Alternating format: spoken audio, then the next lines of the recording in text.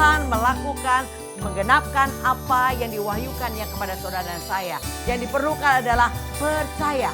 Kalau saudara mau bersama Tuhan Yesus, tidak ada yang tidak bisa.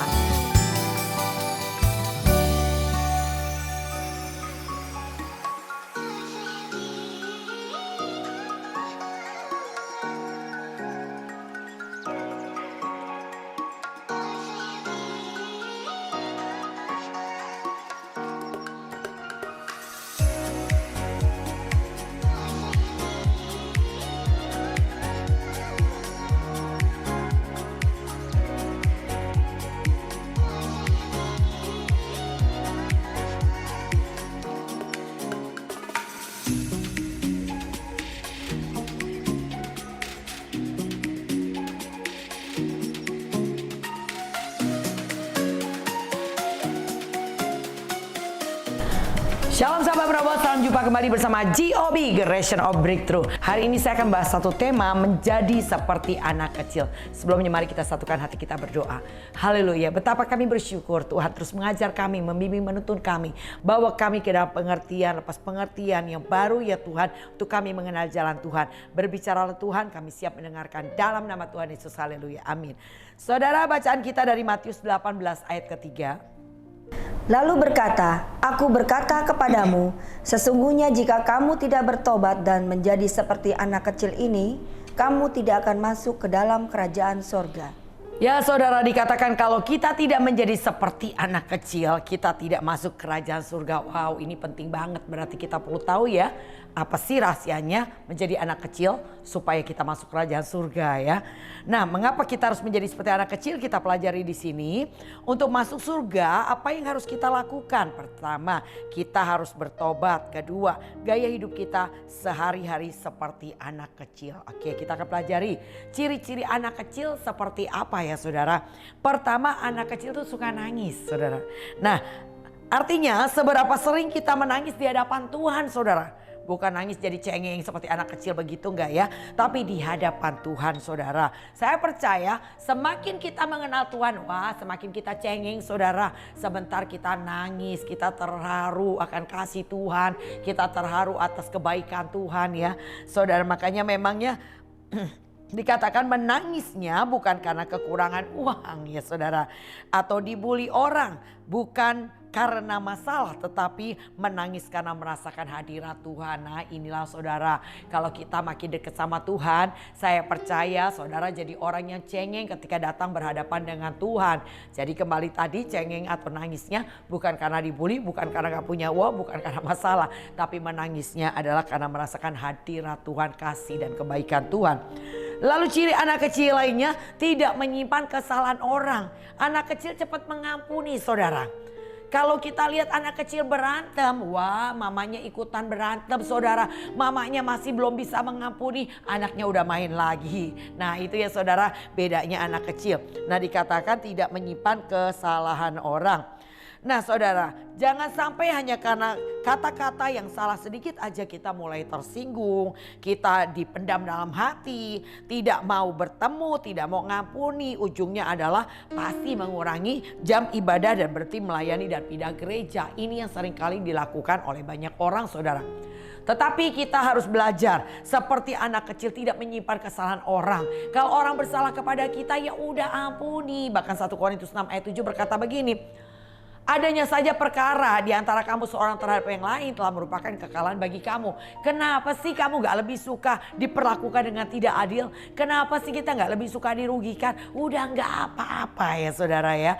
Nah belajar seperti anak kecil yang mudah mengampuni dan melupakan kesalahan temannya, kesalahan sesamanya.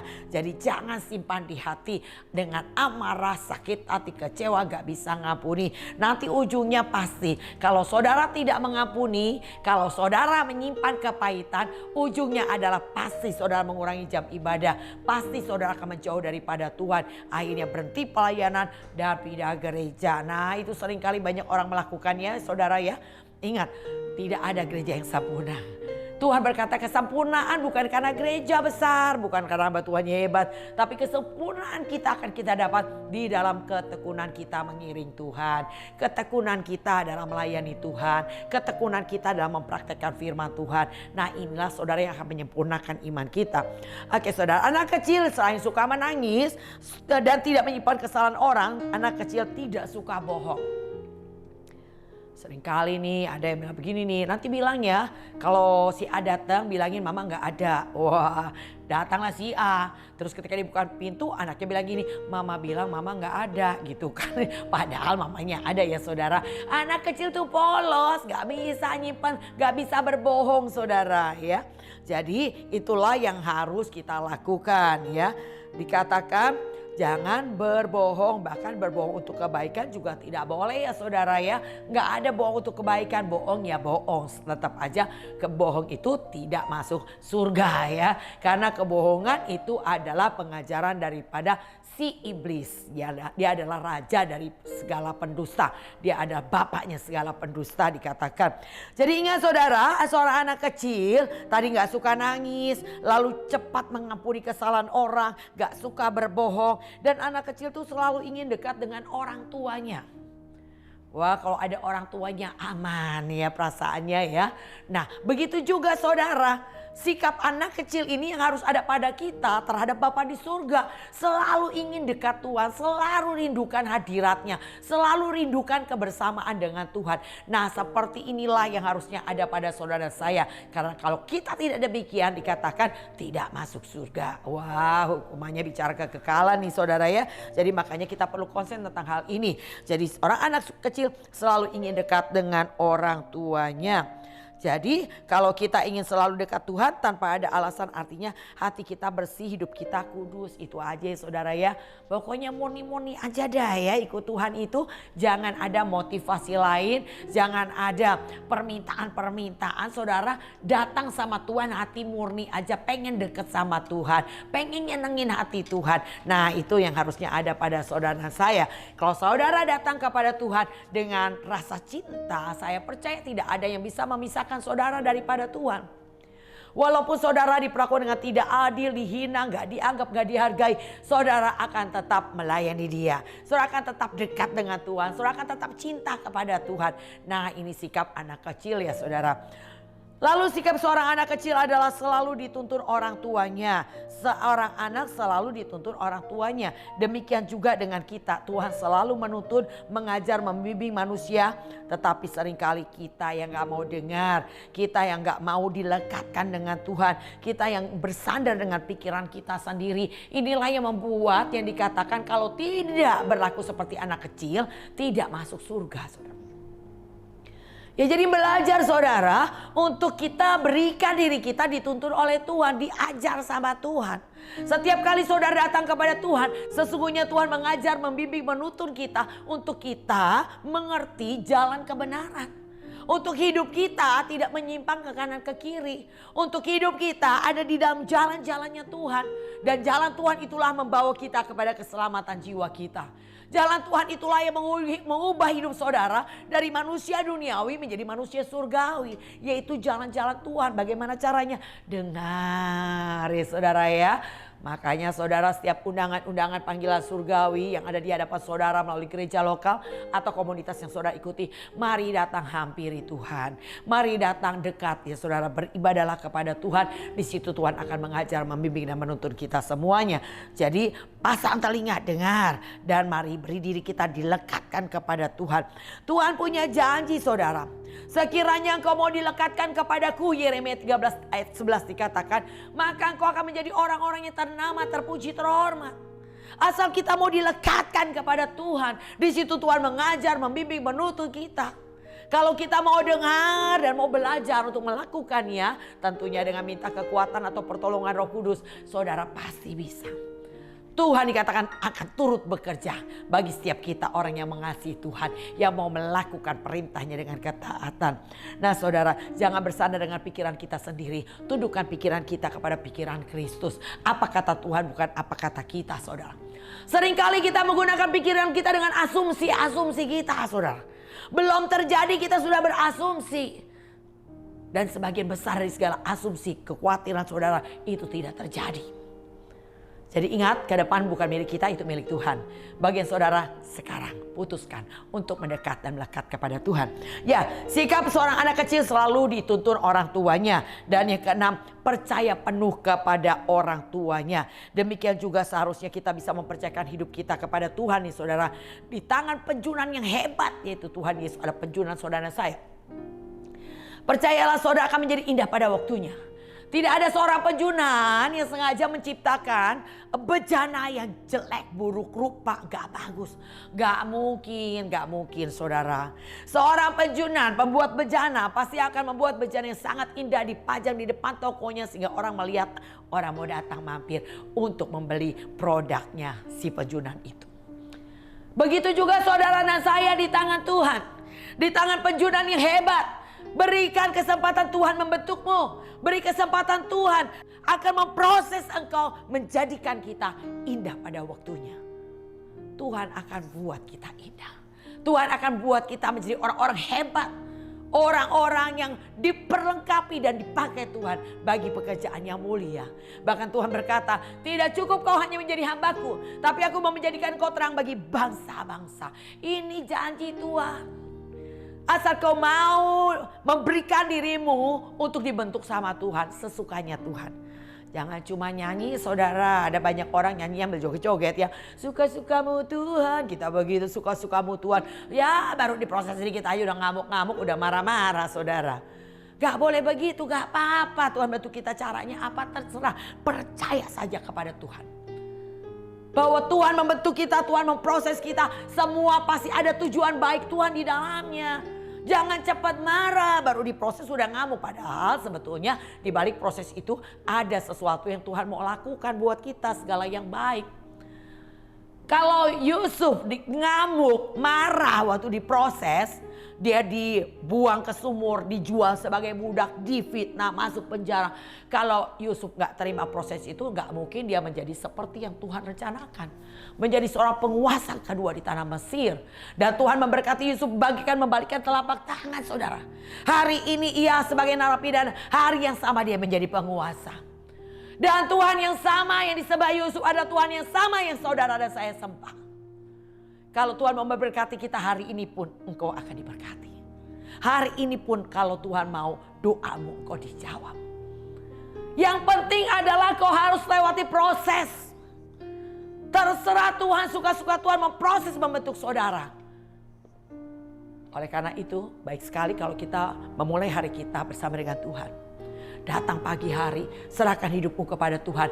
Percayalah Tuhan akan bertindak, membentuk, memproses saudara agar kita punya karakter surga.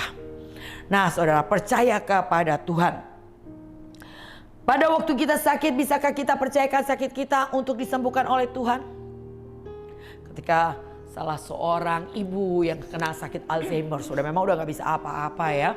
Saya tanya kepada anak-anaknya, Bapak Ibu kalau mama kamu waktunya ke rumah sakit, apakah kamu bawa mama ke rumah sakit untuk berobat? Iya, walaupun sulit, ya dibawa saudara. Saya tanya begini, bagaimana kalau hari Minggu, apakah mama dibawa kepada Tuhan? Enggak. Kenapa? Repot, ribet, susah. Wah saudara, inilah seringkali kita salah saudara. Kita berani mempercayakan hidup kita kepada manusia. Tapi kita gak berani mempercayakan hidup kita kepada Tuhan yang membentuk manusia. Jadi oleh karena itu saudara, hari ini percayakan hidupmu kepada Tuhan. Seperti seorang yang lumpuh diusung oleh 4 orang. Naik ke atas atap saudara. Ini beresiko parah. Kalau yang di bawah kecapean turun tangannya gubrak pasti jatuh ya orang lumpuh itu. Tapi orang lumpuh itu tidak menyerah. Dia tetap harus ada bersama Yesus. Harus dijamah oleh Tuhan. Dengan banyak cara dia berusaha untuk melakukannya. Jadi oleh karena itu demikianlah saudara. Percayamu kepada Tuhan penuh. Jangan ragu-ragu, jangan bimbang. Karena kebimbangan itu tidak akan membuat engkau menerima janji Tuhan. Gak boleh sedikit pun ada kebimbangan. Percaya penuh. Jadi oleh karena itu ketika kau sakit datang kepada Tuhan, yakin kau sembuh. Ketika engkau punya masalah, datang kepada Tuhan, yakin masalahmu ada solusi. Waktu engkau berbeban berat, datang kepada Tuhan, Tuhan angkat beban saudara. Yakinlah dia adalah sumber yang akan sanggup memulihkan kehidupan saudara. Walaupun sepertinya mentok, gak punya jalan saudara. Kiri, kanan, depan, belakang, atas, bawah, mentok. Saudara gak punya jalan. Hai saudara, datanglah kepada Tuhan. Dia sanggup membuka jalan di saat tidak ada jalan saudara. Hanya Tuhan yang sanggup melakukannya. Jangan cari yang lain. Yang lain tidak pernah memberi jaminan kepastian. Tapi Yesus memberi jaminan kepastian buat saudara dan saya. Cuma masalahnya, maukah kau datang kepadaku, kata Tuhan. Ini banyak sekali orang, banyak alasan untuk tidak datang kepada Tuhan. Mereka lebih percaya apa yang dilihat daripada yang tidak terlihat, saudara. Paulus berkata, aku tidak melihat apa yang kelihatan. Sebab yang kelihatan bersifat fana, tapi aku melihat yang tidak kelihatan. Karena yang tidak kelihatan itu bersifat kekal. Karena yang tidak kelihatan itu memberi jaminan kepastian. Jadi berharaplah kepada Tuhan dan percayalah pengharapanmu di dalam Tuhan tidak mengecewakan. Engkau hanya perlu datang dan datang kepada Tuhan. Saya yakin Tuhan adalah penyembuh. Sehingga pada saat saya mengalami sakit di kaki saya hanya perlu datang kepada Tuhan. Ketika sakit saya makin parah, saya harus lebih lagi datang kepada Tuhan. Karena saya tidak mau kehilangan kesempatan. Saya nggak tahu di mana Tuhan menyembuhkan, tapi saya percaya saya pasti disembuhkan oleh Tuhan. Jadi dalam setiap pertemuan ibadah saya pasti datang. Mungkin Tuhan sembuhkan saya di doa pagi. Kalau doa pagi belum sembuh, mungkin di persekutuan doa. Persekutuan doa belum sembuh, mungkin nanti dalam ibadahku. Atau dalam pertemuan-pertemuan ibadah lainnya. Saya yakin satu hari pasti ada jamahan Tuhan yang menyembuhkan saya. Itulah pengharapan saudara. Tuhan mau lihat seberapa kau berharap kepada Tuhan. Dan pengharapan dalam Tuhan tidak mengecewakan, itu adalah pasti. Jadi saudara bersikaplah seperti anak kecil yang dikatakan percaya penuh kepada orang tuanya. Saudara pernah dengar tentang ilustrasi seorang akrobatik. Dia bisa melewati dari utas tali yang dari ujung sana ke ujung sini saudara. Dan dia bertanya, siapakah yang percaya bahwa saya dapat membawa seorang menyeberang sampai ke ujung sana? Semua teriak percaya. Wah, ayo yang percaya, mari datang. Saya akan bawa kamu dengan selamat sampai ke seberang. Gak ada yang berani saudara. Mereka cuma bilang percaya tapi mereka gak berani. Tiba-tiba seorang anak kecil datang. Saya percaya. Dibawa saudara dengan selamat. Ternyata anak kecil itu adalah anaknya si bapak akrobat itu saudara. Jadi begitulah saudara, kepercayaan kita kepada Tuhan harus penuh. Jangan ada keraguan, kebimbangan. Ingat saudara, jika kita tidak bertobat dan menjadi seperti anak kecil ini, kamu tidak akan masuk dalam kerajaan surga. Jadi arti kata tobat kita pelajari dulu ya menurut Kamus Besar Bahasa Indonesia. Tobat itu artinya sadar dan menyesal akan dosa, perbuatan yang salah atau jahat, dan berniat akan memperbaiki tingkah laku dan perbuatannya. Itu namanya tobat. Ya, nah saudara kita pelajari ada beberapa ayat yang harus kita pelajari, yang harus kita hidupi. Lukas 13 ayat 23 dan 24 katakan demikian. Dan ada seorang yang berkata kepadanya, Tuhan, sedikit sajakah orang yang diselamatkan? Jawab Yesus kepada orang-orang di situ, berjuanglah untuk masuk melalui pintu yang sesak itu, sebab aku berkata kepadamu, banyak orang akan berusaha untuk masuk, tetapi tidak akan dapat. Ya, dikatakan ketika ada seorang bertanya, Tuhan sedikit saja kau diselamatkan. Tuhan gak bilang banyak atau sedikit. Tapi Tuhan menjawab begini, berjuanglah untuk masuk melalui pintu yang sesak, banyak orang yang berusaha tidak dapat masuk. Jadi saudara harus berjuang. Untuk menjadi seperti anak kecil saudara harus berjuang. Berjuang apa saudara? Tadi jadi orang yang cengeng sama Tuhan. Karena apa? Kedekatan kita, keintiman kita sama Tuhan. Rasakan kasih, rasakan kehadirannya Tuhan.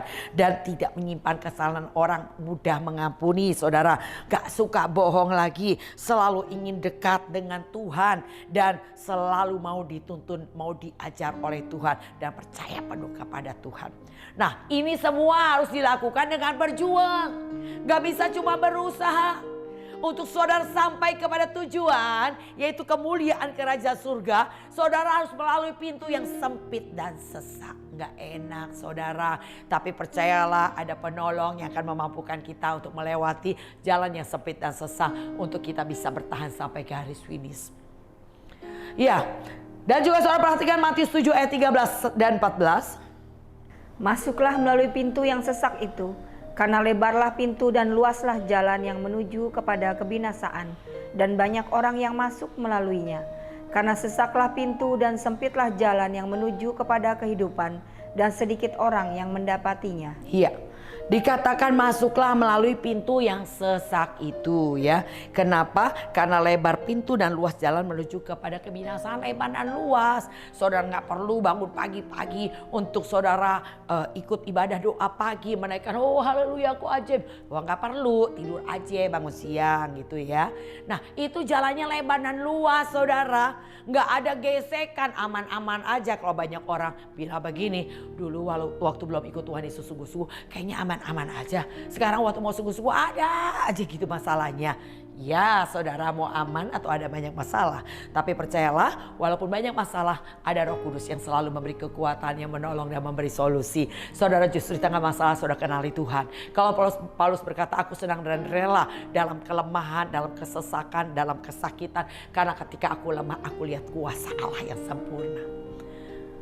Jadi saudara percayalah kepada Tuhan. Baik suka maupun duka, ketika kau berjalan bersama Tuhan, engkau akan melihat kasih-Nya, kebaikannya, pertolongannya, kuasanya. Justru saudara kenali Tuhan di setiap masalah saudara. Ya, jadi memang jalan menuju surga itu sempit dan sesak. Gak banyak orang melewatinya, tapi jalan yang sebelah lebar dan luas. Tapi hati-hati, ujungnya adalah jurang maut saudara. Oleh karena itu, belajar saudara untuk hidup dipimpin oleh Tuhan. Ingat sedikit orang yang berjalan menuju pada kehidupan. Biarlah kita menjadi orang yang sedikit itu. Walaupun harus berjuang untuk maju terus karena jalannya sempit dan sesak. Ya sudah berjuang aja. Ya, selagi masih ada kesempatan berjuang, berjuanglah saudara. Saya percaya kalau kita cari Tuhan, maka saudara tidak pernah sia-sia. Gak pernah sia-sia saudara mencari Tuhan karena Tuhan punya janji. Aku datang memberi hidup yang berkelimpahan. Carilah aku kau akan hidup. Itu adalah janji Tuhan. Hidup di bumi dan hidup di surga. Bukan hidup dengan biasa. Tapi aku datang memberi hidup yang berkelimpahan. Itu janji Tuhan. Keadaanmu pasti akan lebih baik ketika engkau melekat kepada Tuhan. Ketika kau mau mendekat kepada Tuhan. Ketika kau mencari Tuhan, percayalah keadaanmu pasti lebih baik. Gak mungkin saudara rajin datang sama Tuhan, dekat sama Tuhan, praktekkan firman. Keadaan saudara makin buruk, makin susah, makin miskin, makin terpuruk. Tidak mungkin.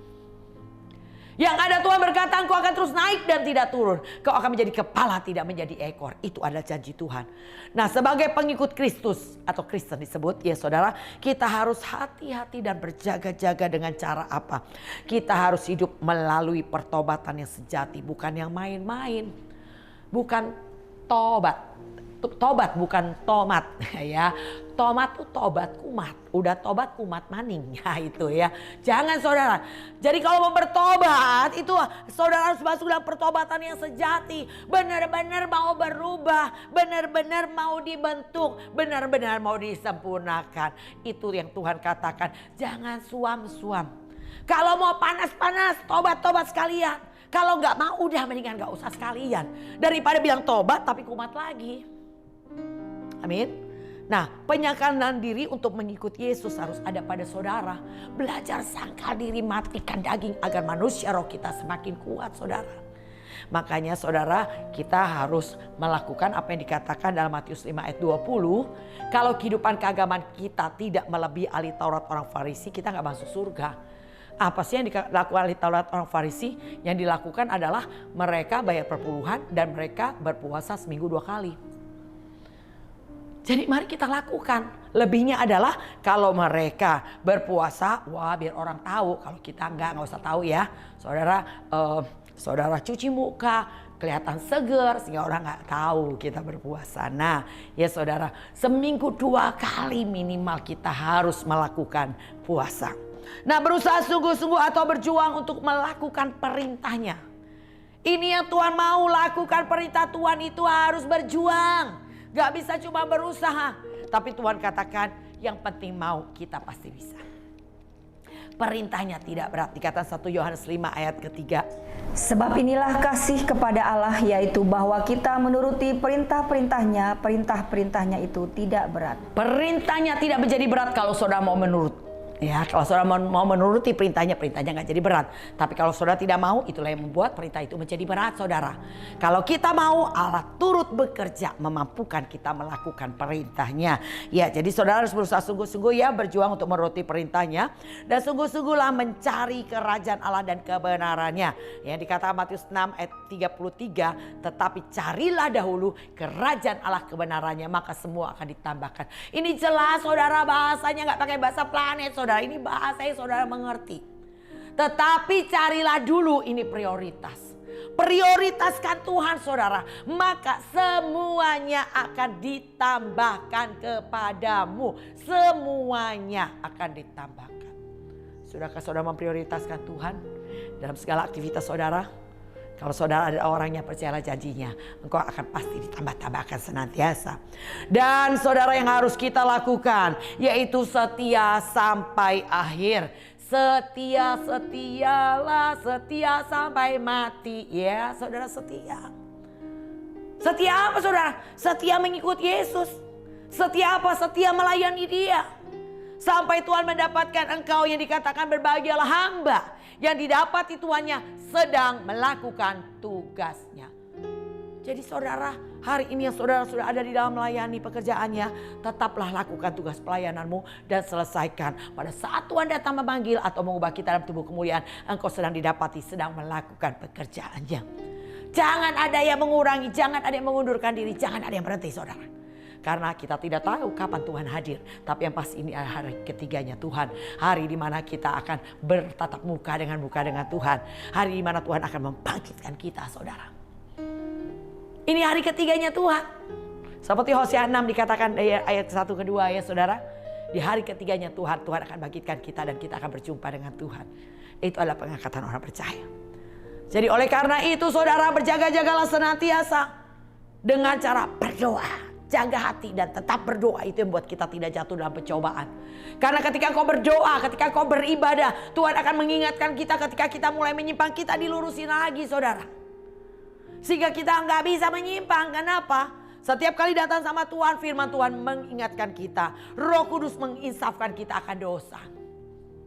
Jadi oleh karena itu tetap bertekun di dalam ibadah, bertekun carilah Tuhan. Maka saya percaya hidup yang Tuhan janjikan akan menjadi bagian kita semuanya. Ya saudara, kesimpulannya semua kita mau masuk surga ya. Caranya adalah melalui keputusan yang kita ambil, yaitu bertobat dan menjadi seperti anak kecil tadi. Tuhan akan menuntut kita untuk menempuh jalan yang membawa kita kepada kehidupan.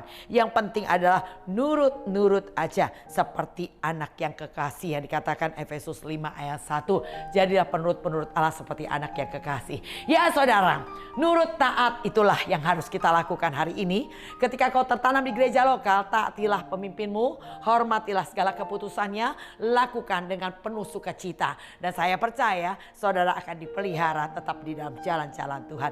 Demikian sahabat Penobos, biarlah ini menjadi berkat buat kita semua. Tetap bertekun di dalam Tuhan, tetap cari Tuhan. Jangan pernah mengurangi, jangan pernah menjauh. Jadilah seperti anak kecil. Mari saudara, saya akan berdoa. Haleluya, betapa kami berbahagia hidup di dalam Tuhan. Betapa kami bersuka cita dalam pimpinan dan tuntunan Tuhan. Ajar kami terus Tuhan. Mampukan kami melakukan perintah-perintah-Mu agar kami tidak menyimpang dan tidak tersesat.